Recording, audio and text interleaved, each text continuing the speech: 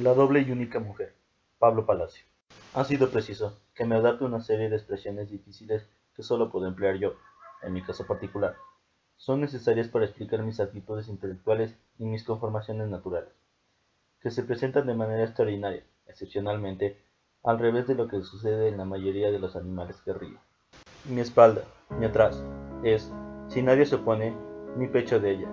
Mi vientre está contrapuesto a mi vientre de ella. Tengo 2 cabezas, 4 brazos, 4 senos, 4 piernas, y me han dicho que mis columnas vertebrales, 2 hasta la altura de los omóplatos, se unen allí para seguir robustecida hasta la región coxígea. Yo primera soy menor que yo segunda.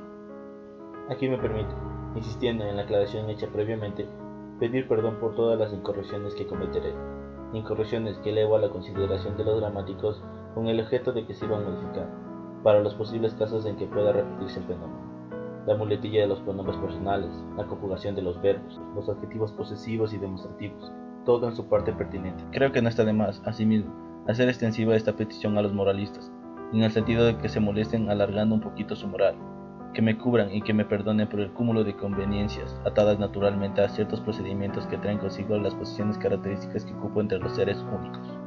Digo esto porque yo segunda, soy evidentemente más débil, de cara y cuerpo más delgados, por ciertas manifestaciones que no declararé por delicadeza, inherentes al sexo, reveladoras de la afirmación que acabo de hacer, y porque yo primera voy por delante, arrastrando a mi atrás hábil en seguirme y que me coloca, aunque inversamente, en una situación algo así como la de ciertas comodidades religiosas que se pasean por los corredores de sus conventos, después de las comidas, en 2 filas, y dándose siempre las caras, siendo como soy, 2 y 1.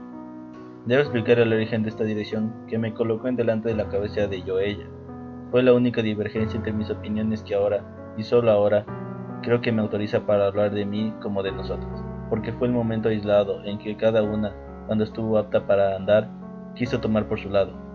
Ella, adviértase bien, la que hoy es yo segunda, quería ir por atavismo sin duda, como todos van, mirando hacia donde van. Yo quería hacer lo mismo, ver a dónde iba, de lo que se suscitó un energético perneo, que tenía sólidas bases, puesto que estábamos en la posición de los cuadrúpedos, y hasta nos ayudábamos con los brazos de manera que, casi sentadas como estábamos, con aquellos al centro, ofrecimos un conjunto octópodo, con 2 voluntades y en equilibrio, unos instantes, debido a la tensión de fuerzas contrarias. Acabé por vencerla, levantándome fuertemente y arrastrándola, produciendo entre nosotras desde mi triunfo una superioridad inequívoca de mi parte primera sobre mi segunda, y formándose la unidad de la que estoy hablando. Pero no, es preciso sentar una modificación en mis conceptos, que ahora caigo en ello, se han desarrollado así por livianidad en el razonamiento y, indudablemente, la explicación que he pensado dar a posteriores hechos puede aplicarse también a lo referido, lo que aclarará perfectamente mi empecinamiento en designarme siempre de la manera en que vengo haciéndolo yo, y que desbaratará completamente la clasificación de los teratólogos, que han nominado a casos semejantes como monstruos dobles, y que se empecinan, a su vez, en hablar de estos como si en cada caso fueran 2 seres distintos, en plural, ellos.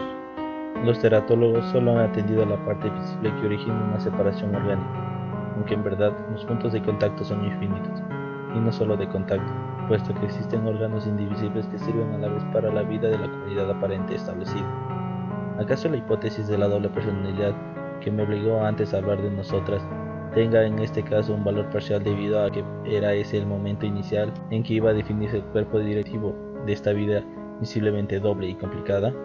Pero en el fondo no lo tiene, casi solo le doy un interés expresivo, de palabras, que establece un contraste comprensible para los espíritus extraños, que en vez de ir como prueba de que en un momento dado puede existir en mí un doble aspecto volitivo, viene directamente a comprobar que existe dentro de este cuerpo doble un solo motor intelectual, que da como resultado una perfecta unicidad en sus actitudes intelectuales. En efecto, en el momento en que estaba apta para andar, y que fue precedido por los espacios cerebrales, andar, idea nacida en mis 2 cabezas, simultáneamente, aunque algo confusa por el desconocimiento apático del hecho, y que tendía solo a ir a la imitación de un fenómeno percibido en los demás, surgió en mi primer cerebro el mandato ir adelante. Se perfiló claro también en mi segundo cerebro, y las partes correspondientes de mi cuerpo obedecieron a la sugestión cerebral que tentaba un desprendimiento, una separación de miembros. Este intento fue anulado por la superioridad física de yo primera sobre yo segunda, y originó el aspecto analizado. He aquí la verdadera razón que apoya mi unicidad. Si los mandatos cerebrales hubiera sido ir adelante e ir atrás, entonces sí no existiera duda alguna acerca de mi dualidad, de la diferencia absoluta entre los procesos formativos de la idea de movimiento. Pero esa igualdad anotada me coloca en justo término de apreciación. Cuanto a la particularidad de que hayan existido en mis dos partes constitutivas que obedecieron a dos órganos independientes, le doy sin el valor circunstancial que tiene, puesto que he desdeñado ya el criterio superficial que, de acuerdo con otros casos, me da una constitución plural. Desde ese momento, yo primera, como superior, ordeno los actos, que son cumplidos sin réplica por yo segunda. En el momento de una determinación o de un pensamiento, estos surgen a la vez en mis dos cerebros. Por ejemplo, voy a pasear, y yo primera soy quien dirige el paseo y recojo con prioridad todas las sensaciones representadas ante mí, sensaciones que comunico inmediatamente a yo segunda. Igual sucede con las sensaciones recibidas por esta otra parte de mi ser. De manera que, al revés de lo que considero que sucede con los demás hombres, siempre tengo yo una compresión, una recepción doble de los objetos. Les veo, casi a la vez, por los lados, cuando estoy en movimiento, y con respecto a lo inmóvil, me es fácil darme cuenta perfecta de su inmovilidad, con solo apresurar el paso de manera que yo segunda contemple casi al mismo tiempo el objeto inmóvil. Si se trata de un paisaje, lo miro sin moverme, de uno y otro lado, obteniendo así la más compleja recepción de él, en todos sus aspectos. Yo no sé lo que sería de mí de estar constituida como la mayoría de los hombres. Creo que me volvería loca, porque cuando cierro los ojos de yo segunda o los de yo primera, tengo la sensación de que la parte del paisaje que no veo se mueve, salta, se viene contra mí, y espero que al abrir los ojos lo encuentre totalmente cambiado. Además, la visión lateral me anonada, será como ver la vida por un huequito. Ya he dicho que mis pensamientos generales y voliciones aparecen simultáneamente en mis dos partes. Cuando se trata de actos de ejecución de mandatos, mi cerebro segundo calla, deja de estar en actividad, espera la determinación del primero, de manera que se encuentre en condiciones idénticas a las de la garrafa vacía que hemos de llenar de agua o al papel blanco donde hemos de escribir.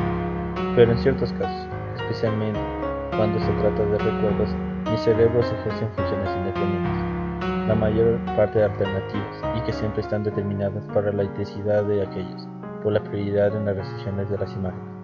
En ocasiones estoy meditando acerca de tal o cual punto, y llega un momento en que emerge un recuerdo, que seguramente un rincón oscuro en nuestras evocaciones es lo que me martiriza nuestra vida intelectiva, y sin haber evocado mi desequilibrio, solo por mi detenimiento vacilante en la asociación de ideas que sigo, mi boca posterior contesta en voz alta, iluminando la oscuridad repentina.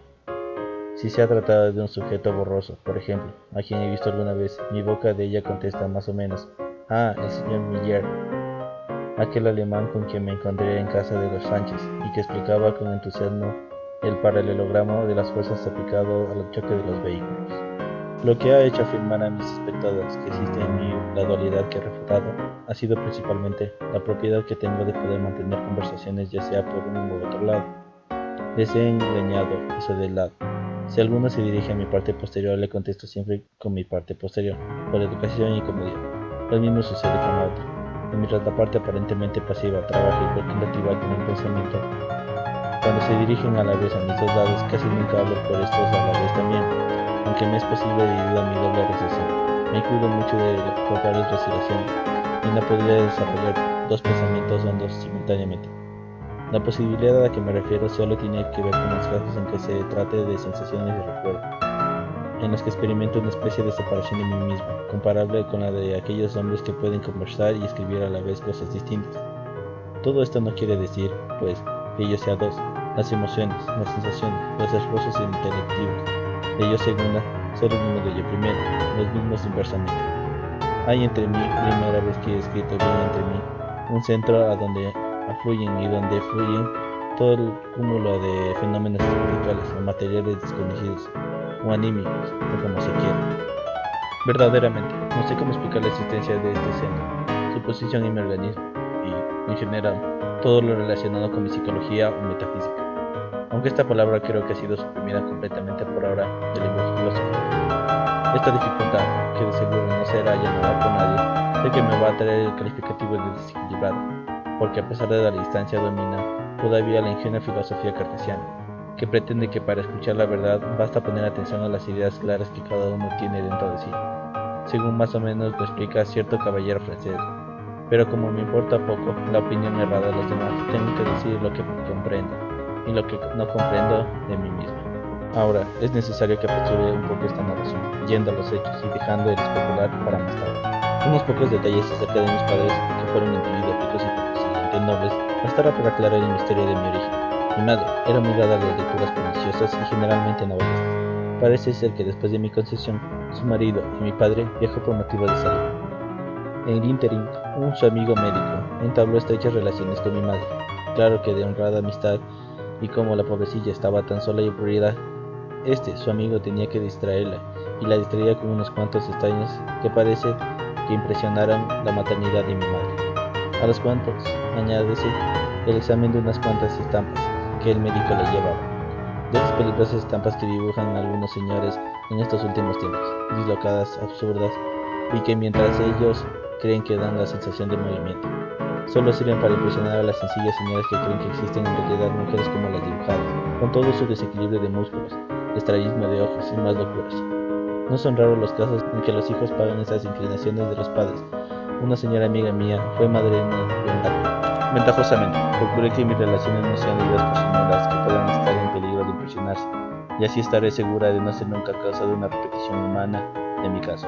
Pues, sucedió con mi madre, que en cierto modo, ayudada por aquel médico, llegó a creer tanto en la existencia de los individuos extraños, que poco a poco llegó a figurarse un fenómeno del que soy retrato, con el que se entretenía a veces, mirando, y se horrorizaba a la más. En esos momentos gritaba, se le ponían los pelos de punta. Todo esto se lo he oído después de ella misma, en unos enormes interrogatorios que hicieron el médico, el comisario y el obispo, quien naturalmente necesitaba conocer los antecedentes del suceso para poder darle una solución. Nací más o menos dentro del periodo normal, aunque no seguro que fueran normales los sufrimientos porque tuvo que pasar mi pobre madre, no solo durante el trance sino después, porque apenas me vieron horrorizados, el médico y el ayudante se lo contaron a mi padre, y encolerizado, la insultó y le pegó, tal vez con la misma justicia más o menos que la que asiste a algunos maridos que maltratan a sus mujeres porque le dieron la hija en vez de un varón como quería. Madre, me tenía una cierta compasión insultante para mí, que era tan hija suya como podía haber sido de una tipa igual a todas, de esas que nacen para hacer pucheritos con la boca, zapatear y coquetear. Padre, cuando me encontraba sola, me daba de puntapiés y corría. Yo era capaz de matarlo al ver que mis ojos lloraban. Era de los primeros en ir a mi lado, acariciándome uno de los brazos. Me preguntaba con su voz hipócrita: ¿qué es lo que te pasó, hija? Yo me callaba, no sé bien por qué, pero una vez no pude ya soportarlo y le contesté, queriendo latiguearle con mi rabia: tú me pateaste en este momento y corriste, hipócrita. Pero como mi padre era un hombre serio y aparentaba delante de todos creerme, y le habían visto entrar sorprendido, y, por último, merecía más crédito que yo, todos me miraron abriendo mucho la boca y se vieron después las caras. Un momento después, antes de eso, oí que mi padre dijo en voz alta: tendremos que mandar a esta pobre niña al hospital. Yo desconfío de que esté bien de la cabeza. El doctor me ha manifestado también su duda. Caramba, qué desgracia. Al oír esto quedé absorto. No me daba cuenta de lo que podía ser un hospital, pero por el sentido de la frase comprendí que se trataba de algún lugar donde se recurriría a los locos. Traté de separarme de mis padres, no era para mí nada doloroso. La habría aceptado más bien con placer, ya que contaba con el odio del uno y la compasión de la otra, que tal vez no era lo mismo. Pero como no conocía el hospicio, no sabía qué era lo preferible. Se me presentaba algunas veces como amenazador. Cuando encontraba en mi casa alguna comodidad o algún cariño entre los criados, quisiera tomar ese ambiente como mío. Pero en otras, ante la cara contraída de mi madre o una mirada envenenada de mi padre, deseaba ardientemente salir de aquella casa que me era tan hostil.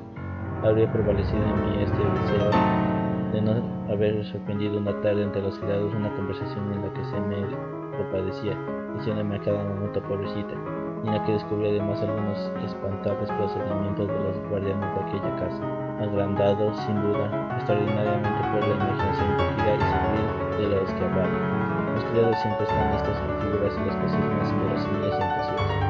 Decían que a todos los locos les azotaban, los bañaban con el velado, los colgaban de los dedos de los pies por 3 días en el vacío, lo que acabó por sobrecogerme. Fui lo más pronto que pude donde mi padre. a quien encontré discutiendo en alta voz con su mujer, me puse a llorar delante de él, diciéndole que seguramente me había equivocado el otro día y que debía haber sido otro el hombre que me había maltratado, que yo le amaba y le respetaba mucho y que me perdonase. Sí, lo habría podido hacer. Me hubiera arrodillado de buena gana para pedírselo, porque había alcanzado a observar que las súplicas, los lamentos y algunas que otra tontería adquieren un carácter más grave y entremecedor en esa difícil posición. Hombres y mujeres pudieran dar lo que se les pida si se los hace arrodillados, porque parece que esa actitud elevará a los condescendientes a una altura igual a la de los santos en las imágenes de los altares, desde donde pueden derrochar favores sin mengua de su hacienda ni de su integridad. Al oírme, mi padre, no sé por qué, me miró de una manera especial, entre furioso y amargado. Se paró violentamente. Creo que vio humedecer sus ojos. Al fin dijo, cogiéndose la cabeza: «Este demonio ya a acabar por matarme», y salió sin regresar a ver. Pensé que era ese el último momento de mi vida en aquella casa. Después de poco, oí un ruido extraordinario, seguido de movimientos de criados y algunos llantos. Me cogieron, y a pesar de mis pataletas me llevaron a mi dormitorio, donde me cerraron con llave, y no volví a ver a mi más grande enemigo. Después de algún tiempo, supe que se había suicidado, noticia que la recibí con gran alegría, puesto que vino a comprobar una de las hipótesis dulces que contrapesaban y hacían balancear mi tranquilidad, en oposición a otras amargas anunciadoras de un cambio desgraciado en mi vida. Cuando tuve 21 años, me separé de mi madre, que era entonces todavía mujer joven. Ella aparentó un gran dolor, que tal vez habría tenido algo de verdadero, puesto que mi separación representaba una notabilísima disminución de la fortuna que ella usufructuaba. Con lo que me tocó en herencia me he instalado muy bien, y como no soy pesimista, de no haberme ocurrido la mortal desgracia que conoceréis más tarde, no habría desesperado de encontrar un buen partido. Mi instalación fue de las más difíciles. Necesito una cantidad enorme de muebles especiales, pero de todo lo que tengo, lo que más me impresiona son las sillas, que tienen algo de inherente y de humano, anchas, sin respaldo, porque soy respaldo de mí misma, y que deben servir por uno y por otro lado. Me impresionan porque yo formo parte del objeto, silla. Cuando está vacía, cuando no estoy en ella, nadie que la vea puede formarse una idea perfecta del mueblecito aquel, ancho, alargado, con brazos opuestos, y que parece que le faltará algo. Ese algo soy yo, que, al sentarme, llena un vacío que la idea silla, tal como está formada vulgarmente, había motivado en mí silla. El respaldo, que se lo he puesto yo, y que no podía tenerlo antes, porque precisamente casi siempre la condición esencial para que un mueble mío sea mueble en el cerebro de los demás, es que forme yo parte de ese objeto, que me sirve, y que no puede tener en ningún movimiento vida íntegra e independiente. Casi lo mismo sucede con las mesas de trabajo. Mis mesas de trabajo dan media vuelta, no activamente, se entiende, sino pasivamente. Así que su línea máxima es casi una semicircunferencia, algo achatada en sus partes opuestas. Quiero decir que tiene la forma de una bala, perfilada, cuyo extremo anterior es una semicircunferencia, una sintetización de la mitad del mar Adriático, hacia el Golfo de Venecia. Creo que sería también sumamente parecida a la forma exterior de las tabletas de mi mesa. El centro está recortado y vacío, en la misma forma que la ya descrita, de manera que allí puedo entrar yo y mi silla, y tener mesa para ambos lados. Creo que podía obviar la dificultad de estas innovaciones con solo tener dos mesas, entre las cuales me colocaría, pero ha sido un capricho, que tiende a establecer mi unidad exterior magníficamente, ya que nadie puede decir, trabajas en mesa, sino en una mesa, y la posibilidad de que yo trabaje por un solo lado me pone en desequilibrio. No podría dejar vacío el frente de mi otro lado. Esto sería la dureza del corazón de una madre que teniendo un pan le diera entero a uno de sus hijos. Mi tocador es doble, no tengo necesidad de decir nada más, pues su uso es de esta forma. Es claramente comprensible. No doses. La diversidad de mis muebles es cosa del gran dolor que siento al no poder ir de visita. Solo tengo una amiga que por tenerme con ella algunas veces ha mandado que oficinara una de mis sillas.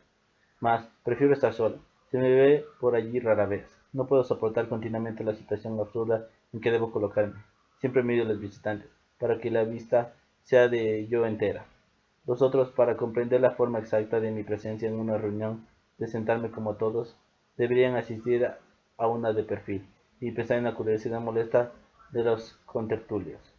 Y este dolor es nada frente a otros, en especial mi amor a los niños acaba por hacerme llorar. Quisiera tener a alguno en mis brazos y hacerle reír con mis gracias, pero ellos apenas me acerco, gritan asustados y corren. Yo, defraudada, me quedo ademán trágico. Creo que algunos novelistas han descrito ese ademán en las escenas últimas de su libro, cuando el protagonista, solo en la ribera, casi nunca se acuerda del muelle, contempla la separación del barco que se lleva una persona amiga o de la familia. Más patético resulta eso cuando quien se va es la novia. En casa de mi amiga de la silla conocí a un caballero alto y bien formado. Me miraba con especial atención. Este caballero debía ser motivo de la más aguda de mis crisis. Diré pronto que estaba enamorado de él, y como antes ya he explicado, este amor no podía surgir aisladamente, en uno solo de mis yo. Por mi manifiesta unicidad apareció a la vez en mis lados todos los fenómenos previos al amor, que aquí ya estarían de más, fueron apareciendo en ellos idénticamente. La lucha que se entabló entre mí es con facilidad imaginable. El mismo deseo de verlo y hablar con él era sentido por ambas partes, y como esto no era posible, según las alternativas, la una tenía celos de la otra. No sentía solamente celos, sino también de parte de mi yo favorecido, un estado manifiesto de insatisfacción. Mientras yo primera hablaba con él, me aguijoneaba el deseo de yo segunda, y como yo primera no podía dejarlo, ese placer era un placer a medias, con el remordimiento de no haber permitido que hablara con yo segunda. Las cosas no pasaron de eso, porque no era posible que fuera para más. Mi amor con un hombre se presentaba de una manera especial. Pensaba ya en la posibilidad de algo más avanzado, un abrazo, un beso. Y si era él lo primero, venía enseguida a mi imaginación la manera como podía darse un abrazo, con los brazos de yo primera, mientras yo segunda agitara los suyos o lo dejara caer con un gesto inexpresable. Si era un beso, sentía anticipadamente la amargura de mi boca de ella. Todos estos pensamientos, que eran de solidaridad, estaban acompañados por un odio invencible a mi segunda parte, pero el mismo odio era sentido por esta contra mi parte primera. Era una confusión, una mezcla absurda, que me daba vueltas por el cerebro y me vaciaba los sesos. Pero el punto máximo de mis pensamientos a este respecto era el más amargo. ¿Por qué no decirlo? Se me ocurrió que alguna vez podía llegar a satisfacer mi deseo. Esta sola enunciación de una idea clara de los razonamientos que me haría. ¿Quién yo debía satisfacer mi deseo, o mejor su parte de mi deseo? ¿En qué forma puede ocurrirse su satisfacción? ¿En qué posición quedaría mi otra parte ardiente? ¿Qué haría esta parte? Olvídala, congestionada por el mismo ataque de pasión sentido con la misma intensidad y con el vago estremecimiento de la satisfacción en medio del darme insatisfecho. Tal vez entablaría una lucha, como en los comienzos de mi lucha, como en los comienzos de mi vida, y yo vencería, yo primera, como más fuerte, pero al mismo tiempo me vencería a mí mismo. Sería solo un triunfador de prioridad, acompañado por aquella tortura. Y no solo debía meditar en eso, sino también en la probable actitud de él frente a mí, en mi lucha. Primero, ¿era posible para él sentir un deseo de satisfacer mi deseo? Segundo, ¿esperaría que una de mis partes se blindase o tendría determinada inclinación, que era inútil la guerra de mis dios? Yo, segunda, tengo los ojos azules y la cara fina y blanca. Hay 12 sombras de pestaña. Yo, primera, tal vez soy menos bella. Las mismas facciones son endurecidas por el entrecejo y por la boca imperiosa. Pero de esto no podía deducir quién yo sería la preferida. Mi amor era imposible, mucho más imposible que los casos novelosos de un joven pobre oscuro con una joven a la vez había un pequeño resquicio. Pero era tan poco romántico, si se pudiera querer a dos. En fin, que no volví a verlo. Pude dormirme haciendo un esfuerzo, como él tampoco ha hecho por verme. He pensado después que todas mis inquietudes eran fantasías inútiles. Yo partía del hecho de que él me quisiera, y eso, en mis circunstancias, parecía un poco absurdo. Nadie puede quererme, porque me han obligado a cargar con mi fardo, mi sombra, me ha obligado a cargarme mi duplicación. No sé bien si debo rabiar por ella o si debo elogiarla, o sentirme otro, al ver cosas que los hombres, sin duda, no pueden ver, al sufrir la influencia y el funcionamiento de un mecanismo complicado que no es posible que alguien conozca fuera de mí. Creo que todo esto es admirable y que soy para los mediocres como un pequeño dios. Pero ciertas exigencias de la vida en común irremediablemente tengo que llevar y ciertas pasiones muy humanas que en la naturaleza, al organizarme así, debió lógicamente suprimir o modificar, han hecho que más continuamente piense en lo contrario. Naturalmente, a esta organización distinta, trayéndome unos distintos, me han obligado a aislarme casi por completo, a fuerzas de costumbre, y de soportar esta contrariedad. No siento absolutamente el principio social. Olvidando todas mis inquietudes, me he hecho una solitaria. Hace más o menos un mes, he sentido un insistente comezón en mis labios de ella. Luego, apareció una manchita blancuzca en el mismo sitio, que más tarde se convirtió en violácea. Se agrandó, irritándose y sangrando. Ha venido el médico, y me ha hablado de proliferación de células, de nefrosiones, en fin, algo vago, pero que yo comprendo. El pobre habrá querido no impresionarme. ¿Qué me importas a mí, con la vida que llevo? Si no fuera por esos dolores insistentes que siento en mis labios. Bueno, pero no son mis labios. Mis labios están aquí, adelante, puedo hablar libremente con ellos. ¿Y cómo es que siento los dolores de esos otros labios? Esta duridad y esta unicidad al fin van a matarme. Una de mis partes envenena a todo. Esa haga que se abre como una rosa y cuya sangre es absorbida